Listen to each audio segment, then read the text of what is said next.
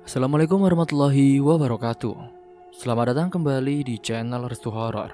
Apa kabar teman-teman semua? Semoga teman-teman selalu sehat, baik, dan tentunya dimudahkan segala urusannya oleh Tuhan Yang Maha Esa.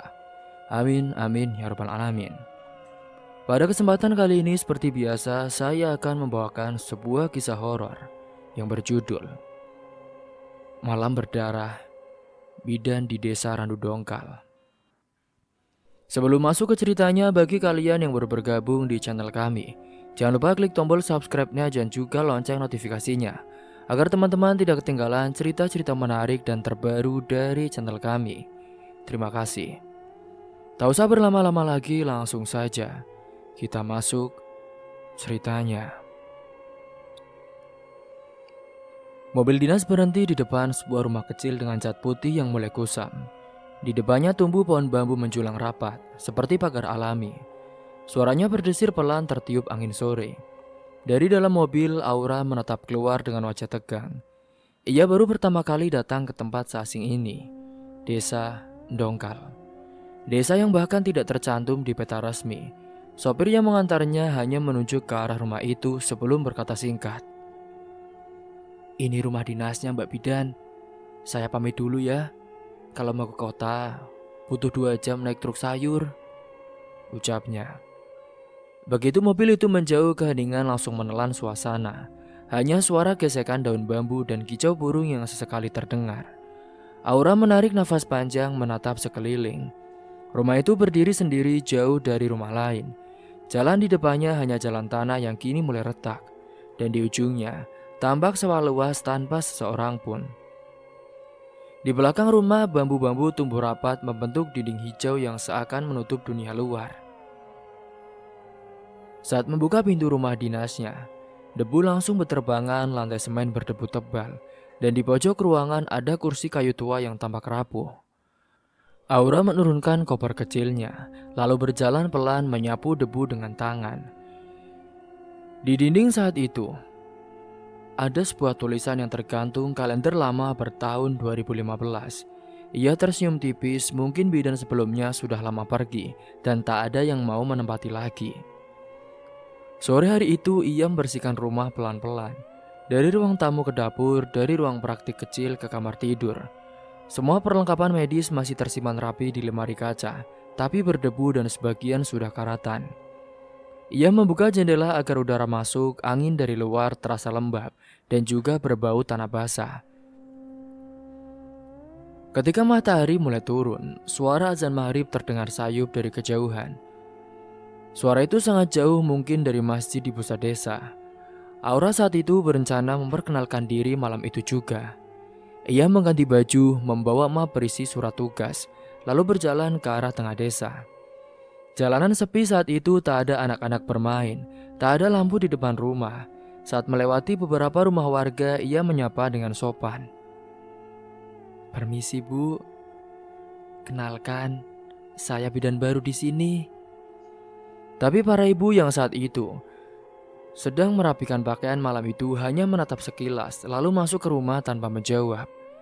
Hanya ada satu orang yang menghampiri, yaitu lelaki setengah baya memakai sarung dan juga kopiah hitam. Oh, ini bidan dari kota itu ya? Katanya dengan singkat. Ia memperkenalkan diri sebagai kepala desa. Namanya Pak Jito. Suaranya datar, matanya tajam. Ia menandatangani surat kedatangan Aura tanpa banyak bicara. Sini, tugasmu di sini melayani warga. Tapi warga sini sudah punya kebiasaan sendiri, katanya sebelum pergi. Kalimat terakhir itu membuat Aura terdiam. Malam pertama di rumah dinas terasa panjang. Lampu ruang terasa berkedip-kedip. Radio kecil yang ia bawa dari kota menyiarkan suara tak jelas. Ketika ia hendak tidur, ia mendengar suara langkah kaki dari luar. Pelan, seperti seseorang berjalan di sekitar halaman. Aura menahan nafas, mematikan lampu, lalu mengintip dari jendela. Tak ada siapa-siapa, hanya batang-batang bambu yang bergoyang. Ia pun menutup gorden dan kembali ke tempat tidur untuk menenangkan dirinya. Udahlah, paling angin malam. Keesokan paginya Aura berkeliling ke desa membawa buku catatan pasien. Saat itu, ia berniat mendata ibu hamil dan juga bayi. Namun dari 10 rumah yang ia datangi, tak ada satupun menerimanya dengan hangat. Sebagian hanya membuka pintu sedikit lalu berkata, "Kami sudah ditangani Mbak Ojan." Nama itu terus disebut, ia pun mulai penasaran siapa sebenarnya Mbak Ojan itu. Menjelang siang saat berjalan melewati jalan tanah di tengah kampung, Aura melihat rumah tua berdinding bambu dengan halaman penuh tanaman obat. Di depan rumah itu duduk seorang lelaki tua bongkok memakai ikat kepala hitam. Dia ternyata Mbak Ojan. Tangan tuanya sibuk menumbuk daun-daun hijau di atas lesung kecil. Aura tersenyum dan mendekat dengan sopan. "Permisi Mbah, saya bidan baru di sini. Nama saya Aura." Lelaki itu berhenti menumbuk menatapnya sebentar tanpa senyum. "Saya sudah tahu," katanya dengan datar. Lalu melanjutkan pekerjaannya tanpa menoleh lagi. Aura menelan ludah. "Saya cuma mau berkenalan, Mbah," ujarnya dengan pelan. Tapi Mbak Ojan tidak menjawab, hanya suara alu beradu dengan lesung yang terdengar. Aura pun mundur perlahan merasa tidak enak hati. Saat berbalik, ia melihat beberapa warga memperhatikannya dari jauh. Pandangan mereka dingin seperti mengawasi setiap langkah. Singkatnya pada sore harinya saat ia kembali ke rumah dinas. Hujan turun rintik-rintik, ia duduk di teras memandangi jalan tanah yang mulai becek. Dari kejauhan tampak seorang lelaki muda berjalan sambil membawa bungkus plastik. Ia mengenakan jaket lusuh dan juga payung biru. "Aduh, hujan gini lagi. Mbak bidan ya? Saya Gozi Mbak. Saya anak Pak Cito, lurah di desa ini," katanya sambil tersenyum ramah. Ia pun menyerahkan bungkusan itu. "Ini Mbak, ibu saya yang suruh bawain. Katanya buat makan malam." Aura terkejut tapi senang. "Wah, terima kasih ya Mas Gozi. Ayo Mas, masuk dulu."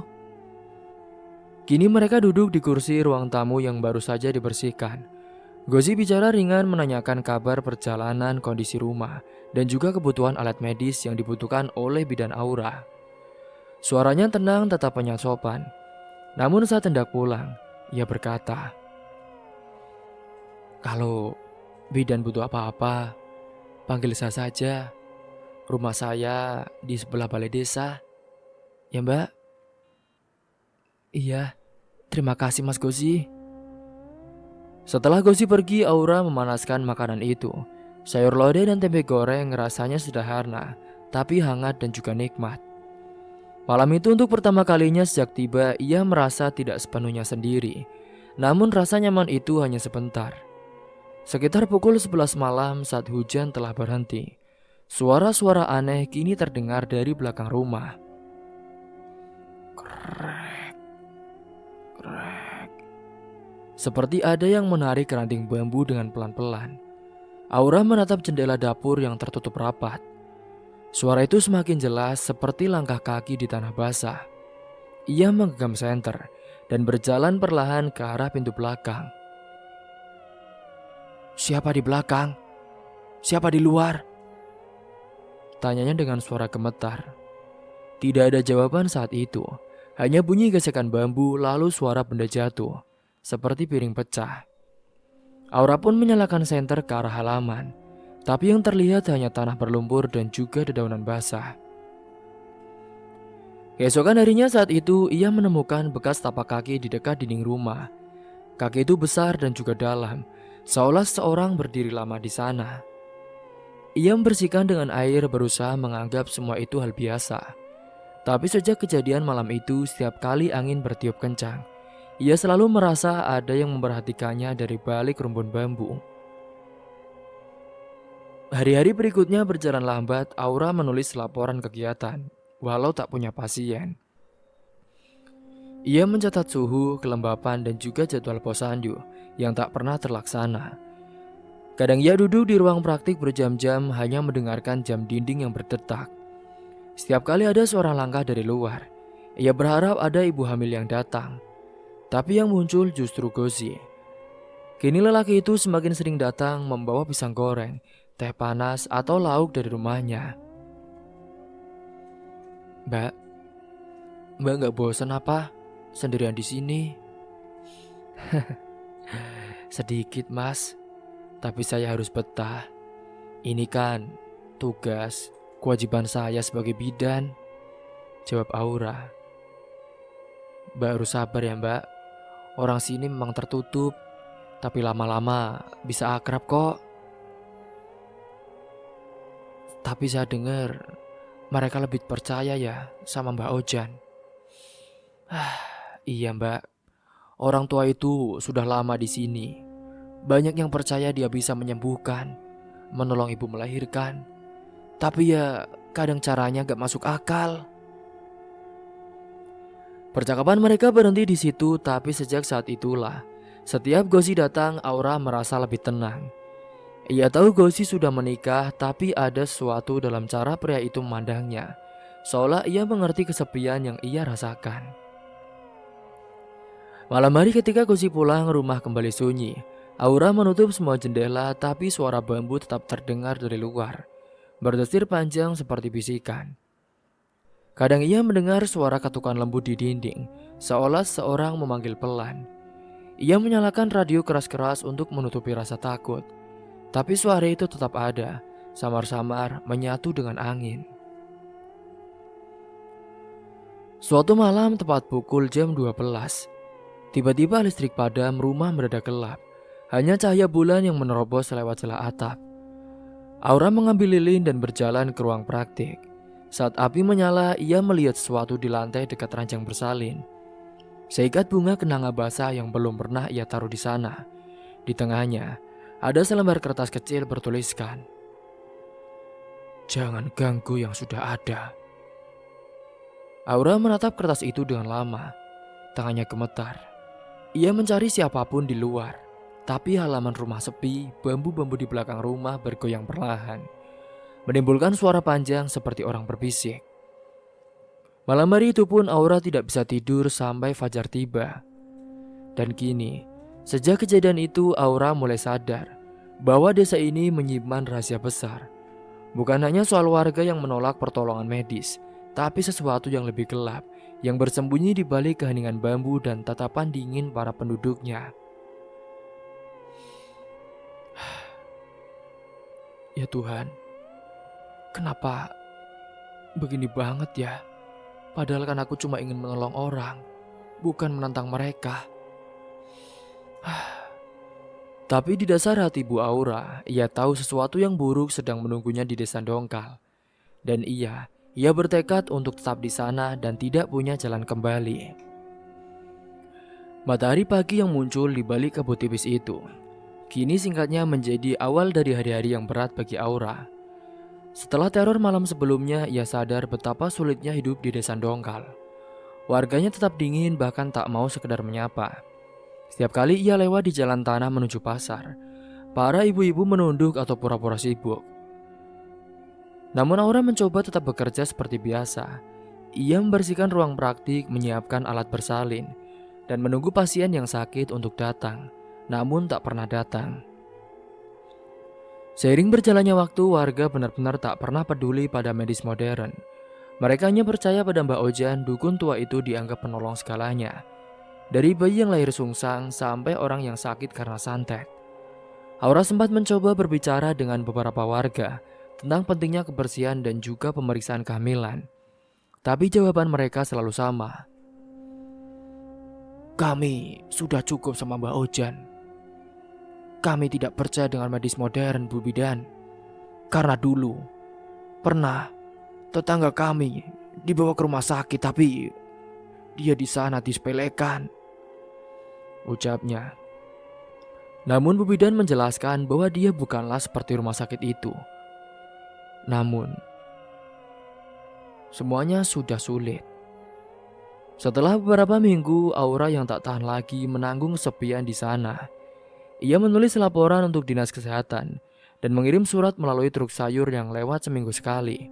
Tapi lagi-lagi tak pernah ada jawaban. Ia pun akhirnya bisa bercerita semuanya kepada Gozi, lelaki yang paling sering datang menemuinya. Sore hari itu yang mendung di beranda rumah dinas, Aura bicara panjang tentang suara-suara aneh di malam hari, tentang gangguan bunga kenanga dan kertas bertuliskan ancaman yang ia temukan. Gozi mendengarkan dengan wajah serius, matanya menatap Aura dengan lama. Sudahlah mbak, orang sini memang aneh, tapi mereka gak akan ganggu kalau kita gak salah, kata Gozi menenangkan. Sembari saat itu, ia mengelus-ngelus pundak dari Mbak Aura. Tapi mas, kadang aku merasa seperti diawasi. Setiap malam ada yang jalan di belakang rumah. Sudah, mungkin itu tikus kali, atau ayam kampung, ayam hutan, guraunya menenangkan suasana saat itu. Kini hari-hari berikutnya Gozi semakin sering datang. Kadang ia juga membawa makanan yang lebih enak. Kadang ia hanya duduk menemani malam-malam dari Aura. Aura merasa lebih tenang setiap kali ada di rumah itu. Karena ia harap Gozi adalah satu-satunya yang mau diajak interaksi. Kini ia pun mulai menganggap Gozi bukan sekedar anak kepala desa, tapi teman satu-satunya di tempat asing ini. Mereka sering berbicara sampai malam tentang masa lalu, keluarga dan juga hidup di kota. Dari pembicaraan itulah Aura tahu memang Gozi sudah berumah tangga. Namun sayangnya, saat itu Gozi bercerita kalau ia tak bahagia. Enda istrinya sering sakit-sakitan dan juga mudah marah. Hubungan mereka dingin hanya dipertahankan karena anak yang belum sempat lahir. Saya bingung, istri saya sakit-sakitan. Setiap sekali saya ingin minta nafkah hubungan batin, dia selalu menolak, marah. Aura yang mendengarkan itu, ia hanya terdiam. Malam-malam sepi saat itu membuat kedekatan itu berubah arah. Suatu malam, saat listrik padam, hujan deras turun, suara petir menggema. Gozi datang basah kuyup membawa senter dan juga termos air panas. Dok, dok, dok. Permisi.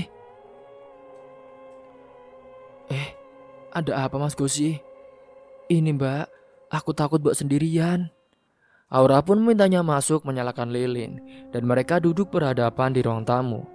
Suasana gelap itu membuat jarak mereka terasa lebih dekat dari biasanya. Aura menatap wajah Gozi yang penuh air hujan. Lalu tanpa sadar, ia menyeka pipinya dengan sapu tangan. Gozi diam lalu memegang tangan Aura. Tak ada kata-kata lagi, hanya detak jantung yang terdengar keras di antara suara hujan. Malam itu menjadi awal dari dosa yang mereka ciptakan sendiri. Saat itulah, Gozi dan Aura melakukan hubungan badan. Mereka kini saling mencari alasan untuk bertemu. Siang hari berpura-pura bicara soal laporan desa. Malam hari, Gozi datang membawa alasan lain untuk menikmati tubuh Aura dan saling bermesraan. Di bawah lampu rusak dan atap bocor, semuanya berakhir di ruang tamu yang gelap dan juga senyap. Mereka menikmati malam-malam yang hangat itu. Kini setelah kejadian itu, Gozi dan Aura tetap menyembunyikan hal itu. Namun, beberapa minggu kemudian, Aura mulai merasa mual setiap paginya. Ia sadar tubuhnya mengalami perubahan. Awalnya ia menolak percaya, namun setelah memeriksa dirinya sendiri, dan ia tahu tentang gejala-gejala orang-orang hamil. Hasilnya jelas, ternyata ia positif hamil. Wajahnya saat itu langsung pucat, nafasnya berat.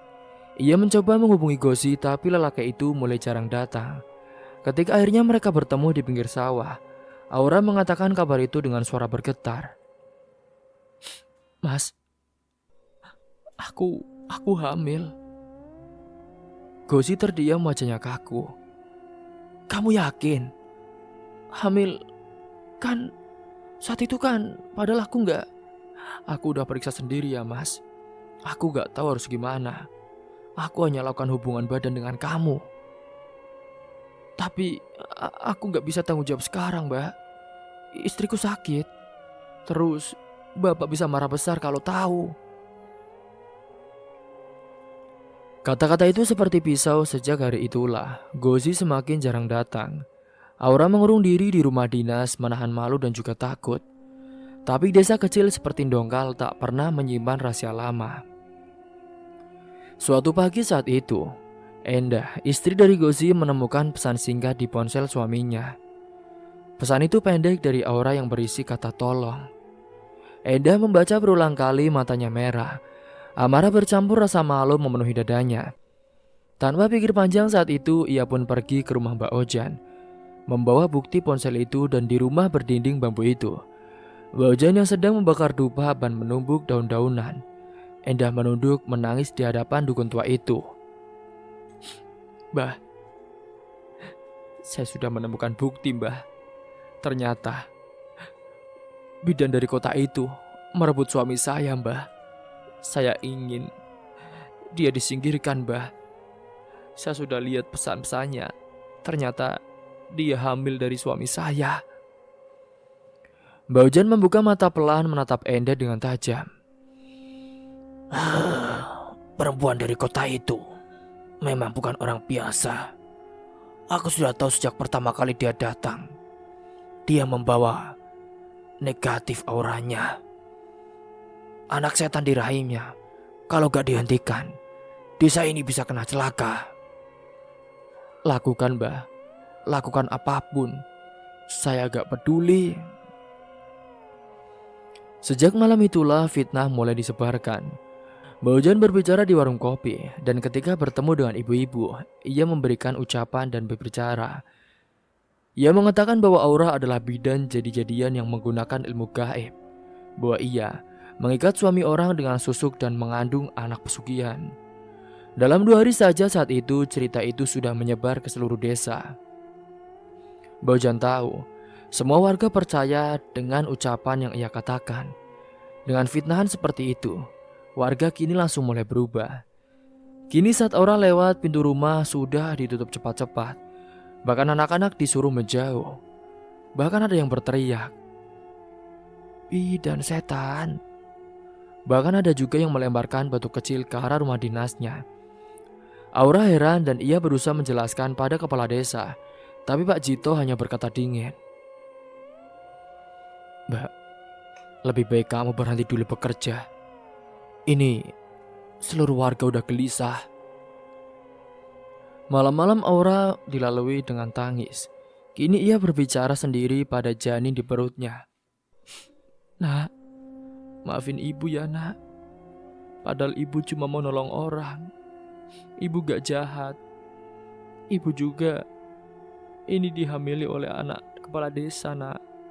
Tapi kenapa orang-orang begitu jahat?" Tapi tidak ada yang mau percaya. Ibu hamil yang dulu sempat ia data, kini pun melahirkan dengan bantuan Mbak Ojan.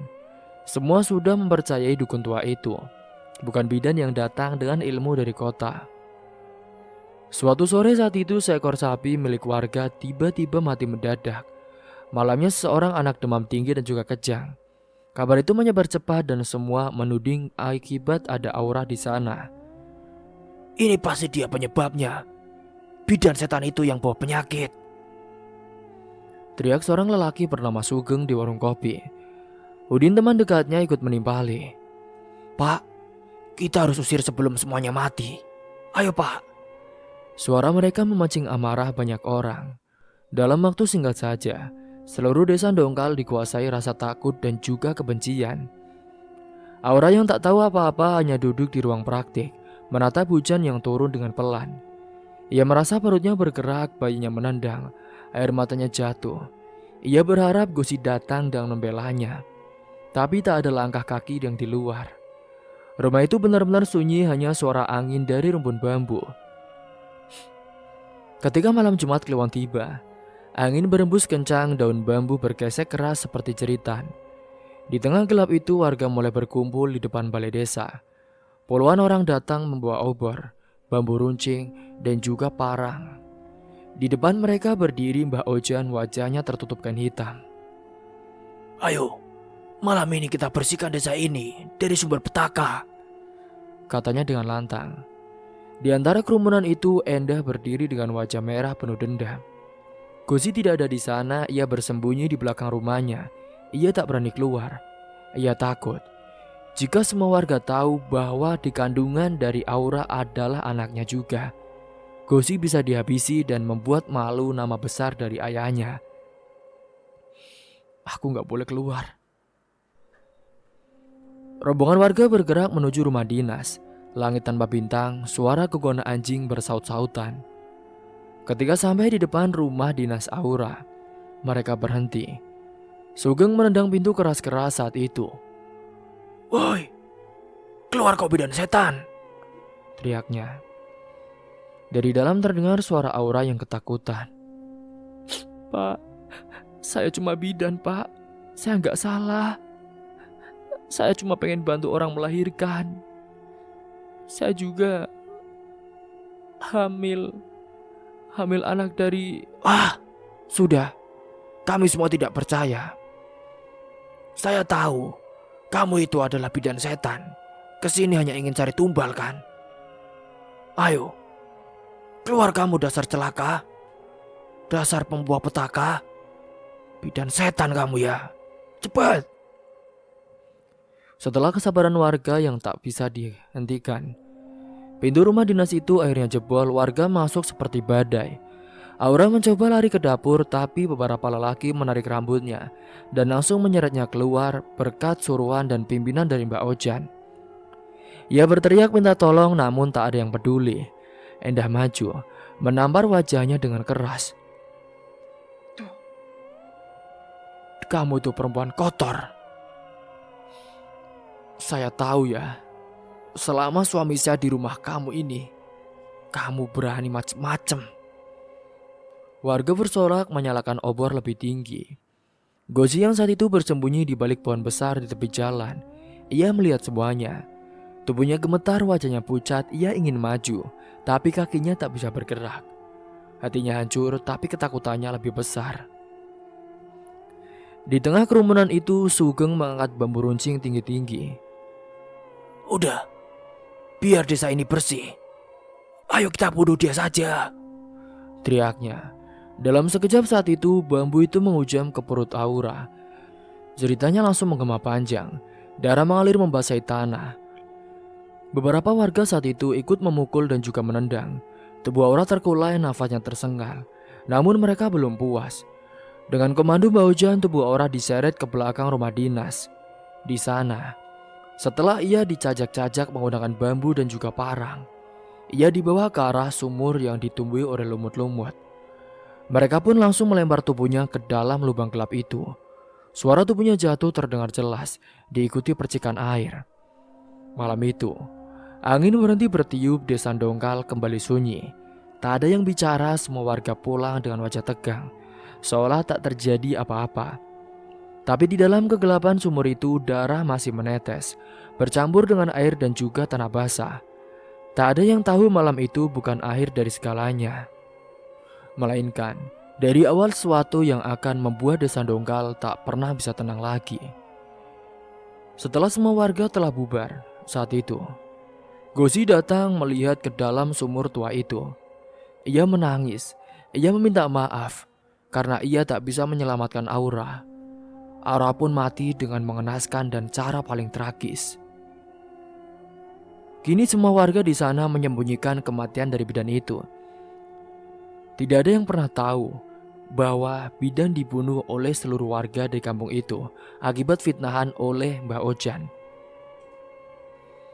Sementara pada pagi harinya, ketika saat itu Pak Lurah datang menemui beberapa warga, Pak Lurah dibuat kebingungan. Ini gimana, Pak? Kenapa bapak-bapak semuanya tega melakukan hal itu? Seharusnya kita cukup usir saja. Tidak, Pak Lurah. Karena bidan itu sudah membuat nama desa kita menjadi buruk. Dia pembuah petaka, Pak. Kalau kita usir, bisa saja dia mengeluarkan hal-hal gaibnya. Kami takut. Semua warga benar-benar sudah terdoktrin oleh fitnah dari Mbah Ojan. Mbah Ojan pun berkata, Sudahlah Pak Lurah, biarkan yang jahat mati dengan mengerikan. Selagi kita bisa kompak, saya jamin tidak pernah ada hal-hal gaib yang ingin menyerang kamu kita. Setuju. Setuju Mbak Ojan, setuju Mbak Ojan. Semua warga berteriak setuju dan membanggakan Mbak Ojan. Namun mereka tidak tahu bahwa Mbak Ojanlah adalah dalang di balik semua kekacauan desa. Setelah malam tragedi yang menyesakan di hati semua warga, setelah kematian mengenaskan dari bidan desa akibat fitnah dari Mbah Ojan, malam itu desa Dongal angin berhenti bertiup seakan membawa keheningan yang mencekam. Desa Dongal kembali sunyi, tak ada yang berbicara, tak ada yang berani menoleh ke belakang. Semua warga pulang dengan wajah datar seolah tidak terjadi apa-apa. Mereka benar-benar warga yang kejam. Setelah mentusuk perut dari bidan yang tak bersalah itu, kini mereka seakan tak punya salah. Tapi di balik kesunyian itu, air sumur tempat tubuh Aura dilempar masih beriak pelan. Suara cipratan air terdengar sepanjang malam, seperti seorang yang belum tenang. Di sisi lain di kantor kecamatan, sebuah panggilan masuk dari pusat kesehatan kabupaten. Mereka menanyakan kabar bidan baru bernama Aura Puspitasari yang dikirim ke desa Dongkal sebulan lalu. Pak Jito selaku kepala desa menjawab dengan tenang. Oh, iya Bu. Bidan Aura baik-baik saja di sini. Warga senang sama dia. Malah sekarang lagi sibuk bantu persalinan. Jadi mungkin belum sempat angkat telepon Bu. Katanya dia titip salam. Ucap Pak Lurah dengan terdengar yakin. Padahal hatinya gemetar, ia tahu bahwa perempuan itu sudah tidak bernyawa dan dibuang di dasar sumur belakang rumah dinasnya. Setelah menutup telepon, Pak Jito duduk lama di kursinya. Ia termenung, tangannya gemetar saat menyalakan rokok. Di luar hujan turun rintik-rintik dan suara bambu bergesek terdengar dari arah halaman belakang. Ia mencoba meyakinkan diri bahwa semuanya sudah selesai. Tapi entah kenapa setiap kali ia menutup mata, wajah bidan Aura yang penuh darah selalu muncul di pikirannya. Ini gak bisa dibiarkan. Kalau semuanya terbongkar, bisa-bisa nama baikku hancur. Gumam Pak Lurah saat itu. Sementara itu jauh di kota, Ibu Aura sedang menunggu di rumah kecilnya di pinggiran pasar. Perempuan tua itu menatap foto anak bungsunya di dinding. Matanya merah basah dan juga ia benar-benar teringat merasakan firasat buruk yang menempa dari anaknya.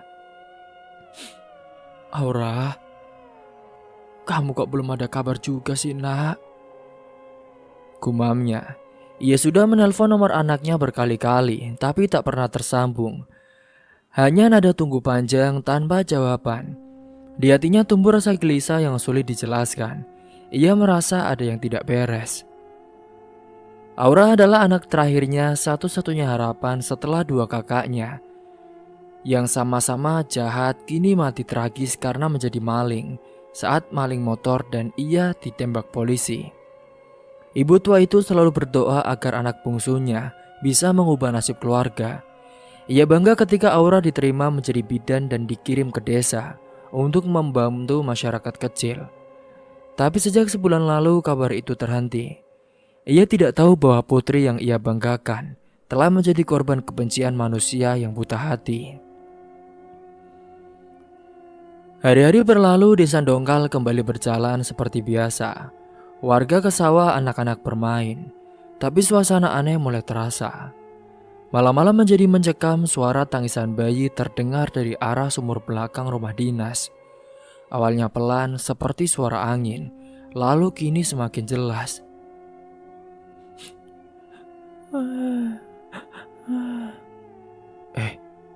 Itu kok seperti suara bayi ya? Udah Pak, jangan ngomong yang aneh-aneh. Ini kan malam Jumat. Suara panjang dan menyayat, warga yang rumahnya dekat sumur sudah tak berani keluar. Bahkan bapak-bapak yang sering menjaga pos ronda, ketika mendengar suara-suara aneh mereka sebenarnya takut. Kini mereka semua menutup pintu rapat-rapat dan menyalakan dupa di depan rumah. Memang di desa Dongkal, masyarakatnya belum terlalu taat ibadah. Beberapa pemuda yang penasaran pun mencoba memeriksa. Mereka membawa senter dan mendekat ke arah sumur tua bekas mayat dari Aura dibuang. Tapi begitu senter diarahkan, terlihat bayangan perempuan berdarah di antara batang bambu. Rambutnya basah, wajahnya pucat, dan matanya menatap tajam dari dalam kegelapan. Saat mereka menyoroti, senter mereka seketika mati. Sejak malam itulah, tak ada yang berani lewat di sekitar sumur, bahkan di siang hari sekalipun. Kejadian aneh makin sering terjadi. Ayam-ayam milik warga mati tanpa sebab. Bahkan air sumur rumah warga berubah keruh dan juga berbau besi. Anak-anak sering demam tengah malam sambil berteriak menyebut nama bidan Aura. Tapi Mbak Ojan, sosok yang dulu paling lantang menuduh Aura, kini justru memilih diam. Ia tak mau datang saat warga meminta pertolongan. "Mbah, tolongin anak saya, Mbah. Anak saya sakit parah, Mbah. Tolong." Aku tidak bisa. Penyakit seperti itu sulit disembuhkan. Kalau mau, bayar dulu. Aku cuma bantu yang sanggup bayar, Katanya dengan nada ketus. Warga kecewa mendengar ucapan itu, tapi tak bisa berbuat apa-apa. Kadang warga benar-benar menyesal telah beramai-ramai membunuh bidan yang tak bersalah. Singkatnya beberapa hari setelah pembunuhan, Sugeng, salah satu pemuda yang ikut menusuk Aura, pulang dari pos ronda. Ia berjalan sendirian melewati jalan sempit di dekat rumpun bambu. Angin malam terasa dingin menusuk. Ia mendengar suara langkah di belakangnya, pelan tapi jelas. Ia menoleh, tak ada siapa-siapa. Ia pun mempercepat langkah, tapi suara itu ikut berlari bersamanya. Siapa di situ? Waduh, gak ada siapa-siapa nih. Bikin merinding aja nih. Ah, gila, ucapnya. Tak ada jawaban, hanya suara perempuan yang tertawa dengan pelan. Itu suara siapa ya? Aduh. Sugeng pun lari terbirit-birit sampai ke rumah. Ketika ia menyalakan lampu dan menuang teh hangat untuk menenangkan diri. Tapi begitu cangkir itu didekatkan ke bibir, ia terkejut bukan main. Cairan di dalamnya berubah merah pekat, mengental seperti darah. Bau anyir pun memenuhi ruangan. Sugeng berteriak dengan keras, melempar cangkir itu ke lantai. Saat ia berbalik ke arah pintu, di sana berdiri sosok perempuan dengan pakaian putih penuh noda merah. Wajahnya hancur, matanya menatap kosong.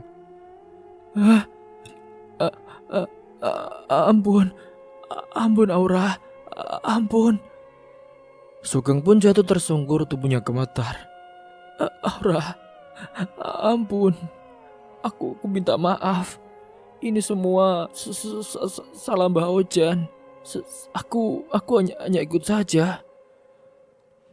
Namun sosok itu yang sudah marah dan ia pun mendekat perlahan. Darah menetes dari ujung rambutnya ke lantai. Kenapa kamu bunuh aku, Sugeng? Kenapa?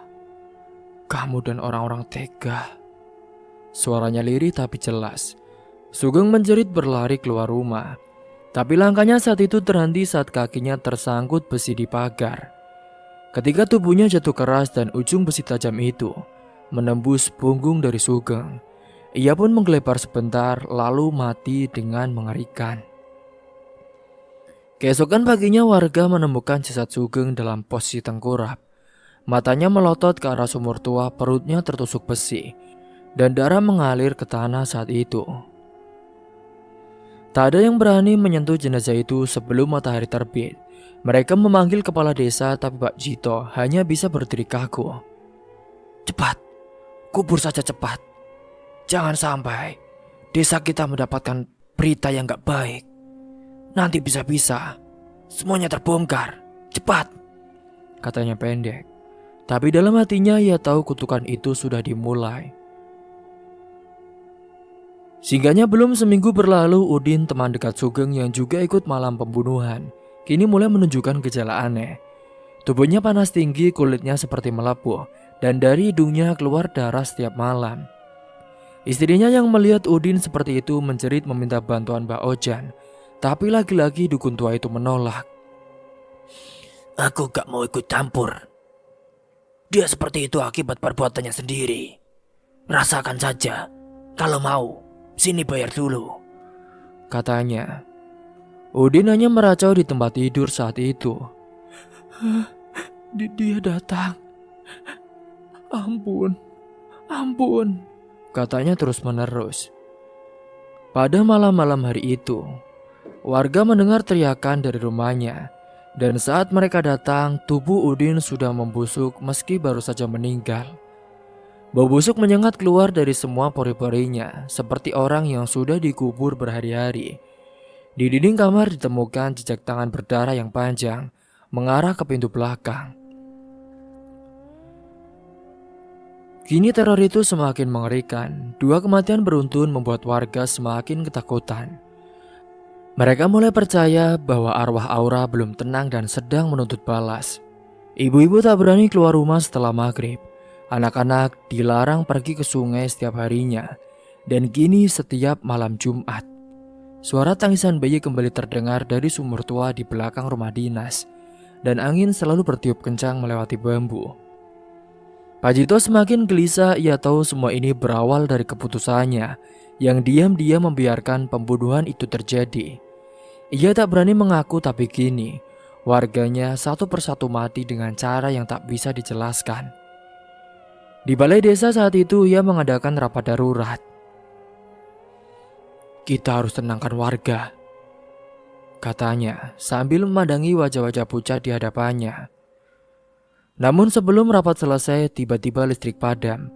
Angin dari arah belakang balai tertiup kencang, membuat genteng bergetar dan salah satu warga berteriak, "Pak Lurah, lihat Pak, lihat!" Dari celah jendela saat itu, tampak bayangan perempuan berjalan pelan di jalan tanah. Rambutnya panjang terurai, bajunya meneteskan air dan juga darah. Di belakangnya, kilatan petir menyambar memperlihatkan wajah pucat dan mata kosong yang menatap ke arah mereka. Warga berhamburan keluar, sebagian pingsan karena ketakutan. Hujan pun turun deras malam itu, dan suara tangisan dari arah sumur terdengar semakin keras. Kini, desa Dongal menjadi tempat yang tak lagi bisa tidur dengan tenang. Semua tahu, arwah bidan yang mereka bunuh belum pergi, dan kini menuntut satu persatu dari mereka akan menyusul Sugeng dan Udin di alam kubur. Seiring berjalannya waktu, bidan yang katanya baik-baik saja, kini benar-benar kembali bukan sebagai manusia, tapi sebagai arwah yang menuntut balas. Sejak malam itulah Pak Jito tak bisa tidur. Suara tangisan bayi terus terdengar dari arah sumur tua. Istri dari Pak Jito sudah pergi menginap di rumah saudara karena tak tahan mendengar suara itu setiap malam. Di ruang tamu lampu minyak bergoyang pelan. Kepala desa itu duduk sambil memegang kepala. Wajahnya pucat dan mata cekung. Ia tahu semua ini sudah di luar kendali. Pagi hari itu ia pun memutuskan datang ke rumah Mbak Ojan. Hanya dukun tua itulah yang bisa mengendalikan hal-hal seperti ini. Langkahnya berat tapi ia tak punya pilihan lain. Jalan menuju rumah Mbak Ojan lenggang, udara terasa dingin. Ia tiba di halaman rumah bambu itu tapi suasananya hening. Tak ada asap dapur, tak ada suara ayam. Dok, dok, dok. Mbak Ojan, permisi Mbah. Panggilnya beberapa kali. Mbah Ojan. Tapi tidak ada jawaban saat itu. Pak Jito mendekati pintu dan mencium bau gosong. Ia menoleh ke dalam lalu mundur dengan wajah kaget. Rumah itu sudah hangus, sebagian dinding bambu terbakar. Dan di tengah ruangan terlihat tubuh Mbak Ojan yang sudah menghitam legam. Ia duduk membungkuk di kursi, matanya menatap kosong ke arah pintu. Dan di wajahnya masih tertancap jarum panjang, seperti jarum susuk yang meleleh terkena panas. Pak Jito mundur beberapa langkah, menutup mulutnya menahan mual. Ia melihat sisa dupa yang masih menyala di lantai, seolah baru saja digunakan. Astagfirullahaladzim, innalillahi, gumamnya dengan lirih. Ia menoleh ke belakang dan melihat warga mulai berdatangan. Seorang ibu menjerit keras, disusul teriakan lain dan juga para lelaki. Tolong, tolong, Mbak Ojan mati kebakar, Mbak Ojan mati kebakar. Dalam hitungan menit kabar itu menyebar ke seluruh desa. Desa Dongkal mendadak ramai oleh ketakutan baru. Dukun yang selama ini mereka percayai justru tewas mengenaskan di rumahnya sendiri. Warga pun mulai berbisik mengatakan bahwa arwah bidan itu sudah membalas. Dia balik. Dia datang buat nyari semua yang bunuh dia.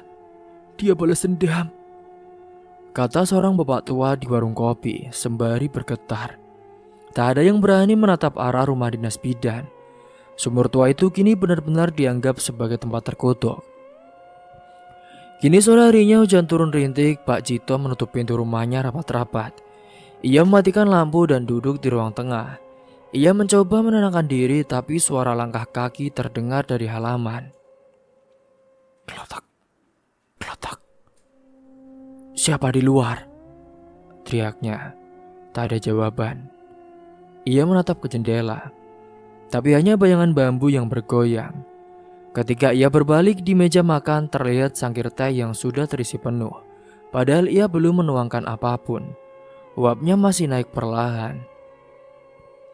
Tangan Pak Jito gemetar, ia tahu teh itu bukan buatan istrinya. Hah? Aku tahu ini salah. Tapi siapa ini? Kulit saat itu benar-benar membuatnya merinding. Di waktu yang hampir bersamaan, di rumah Bu Jumaroh, perempuan yang dulu paling keras menghina bidan Aura, ia juga mengalami kejadian aneh. Jumaroh sedang berdandan di depan cermin saat mendengar suara langkah dari belakang. Kletak, kletak. Hah? Apa itu? Siapa yang malam-malam datang ke rumahku? Siapa ya? Ucapnya dengan lebih keras.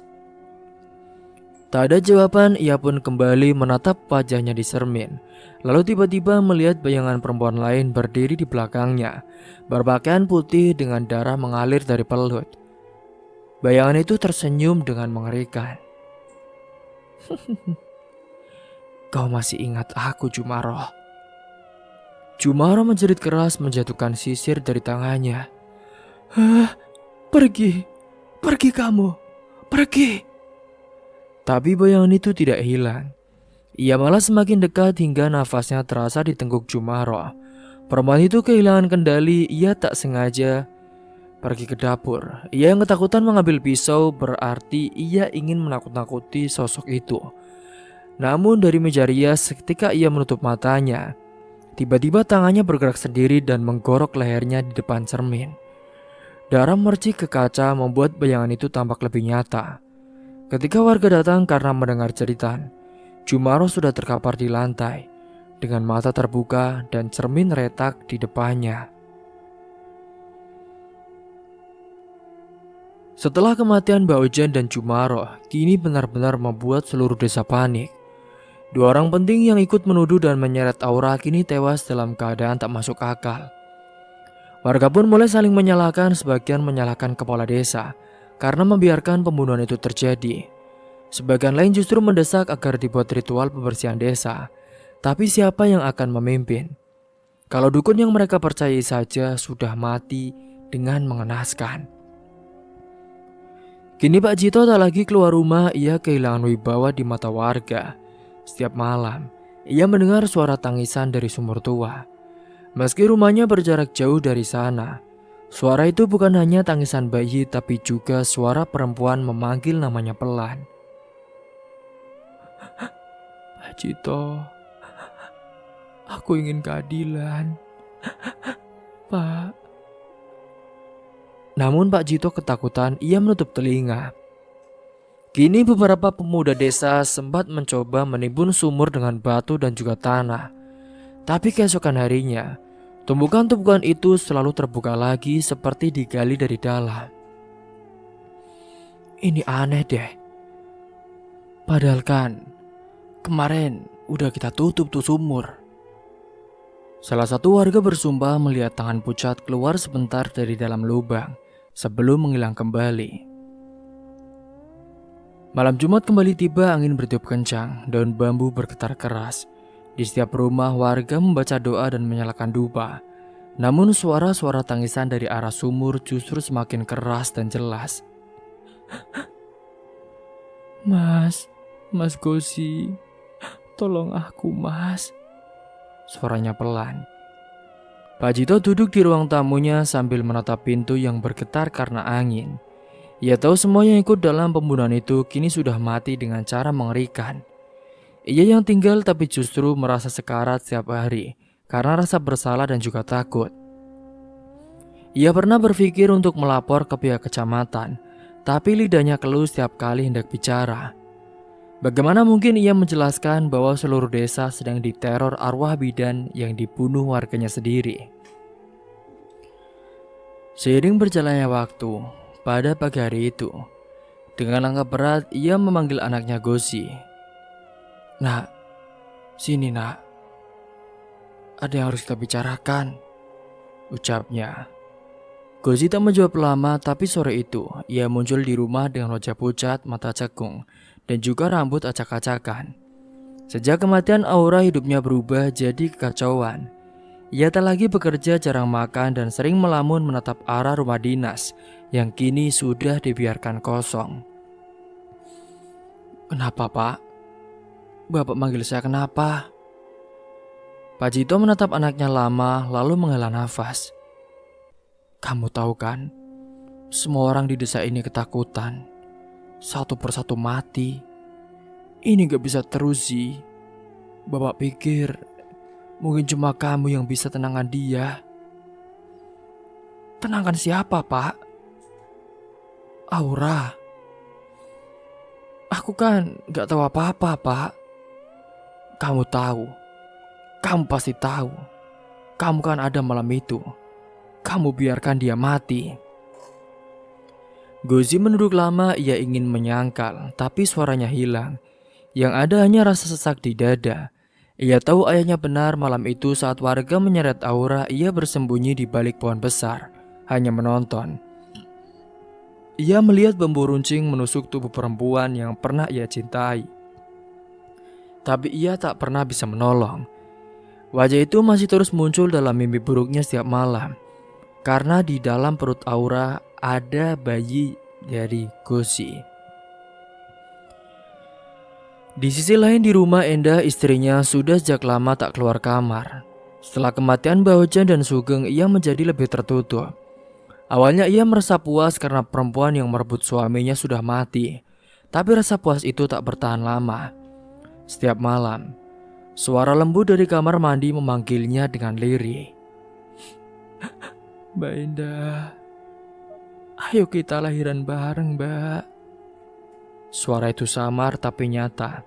Kadang disertai bunyi air menetes. Kadang juga seperti seorang yang sedang tertawa pelan di belakang pintu. Tubuh Endah mulai berubah, perutnya membengkak seperti orang hamil. Padahal ia tidak sedang mengandung. Setiap pagi ia merasa mual, setiap malam perutnya bergerak sendiri. Seolah ada sesuatu di dalam. Ia tak berani cerita pada Gosi, takut dianggap gila.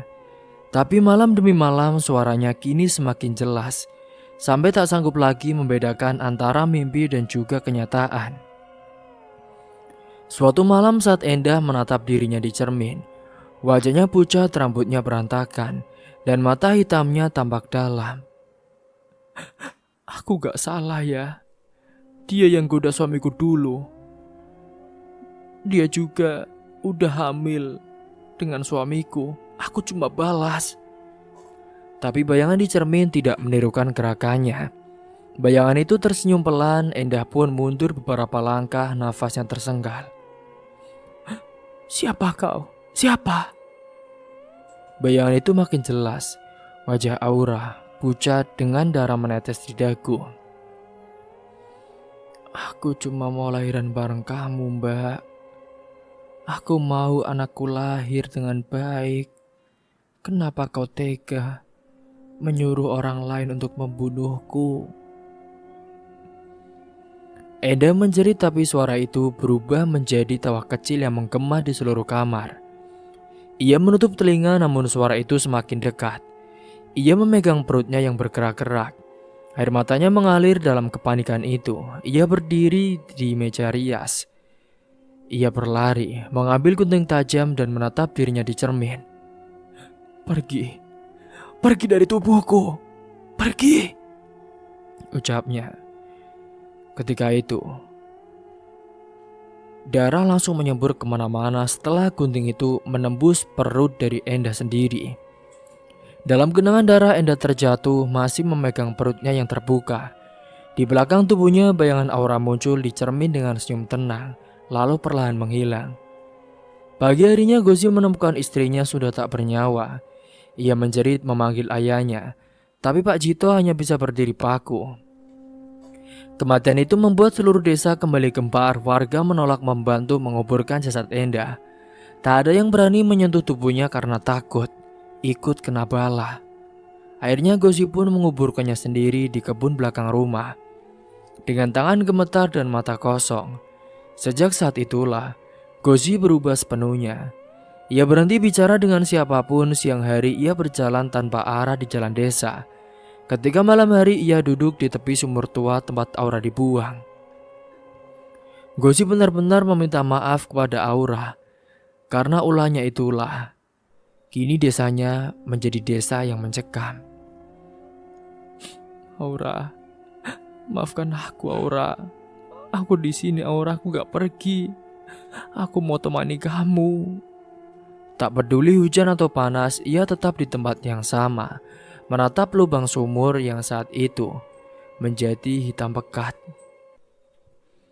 Pak Jito semakin tertekan. Ia tahu putranya sudah semakin kehilangan akal, tapi ia juga tahu itu adalah harga yang harus dibayar.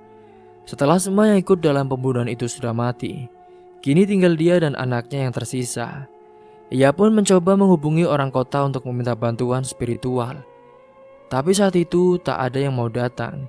Desa Dongkal kini terkenal sebagai desa yang disegani. Orang-orang dari tetangga bahkan tak berani lewat setelah maghrib. Dan tepat beberapa bulan kemudian, seorang kiai dari daerah lain datang tanpa diundang. Ia mendengar cerita tentang desa yang dihantui arwah bidan.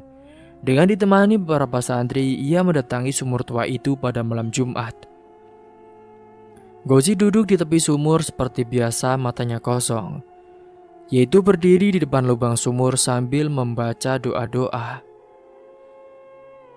Ayo, kita doakan bersama-sama. Semoga arwah dari Aura bisa tenang. Dan nanti kita kuburkan dengan cara baik-baik, sesuai ajaran Islam.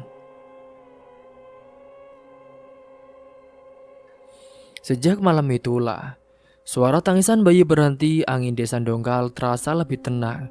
Tapi warga tetap tidak berani mendekati sumur tua itu lagi. Mereka menutupnya dengan papan tebal dan juga batu besar. Kini Pak Jito hidup sendirian sebagai lurah desa itu. Ia pun berhenti menjabat setelah jabatan itu hampir habis. Beberapa tahun kemudian, seorang bidan baru dikirim ke desa Dongkal. Perempuan muda itu datang dengan semangat membawa alat medis dan juga niat baik. Tapi ketika ia tiba di rumah dinas yang sama, warga hanya menatap tanpa bicara. Malam pertamanya di sana, ia mendengar suara gesekan bambu dan tangisan dari jauh.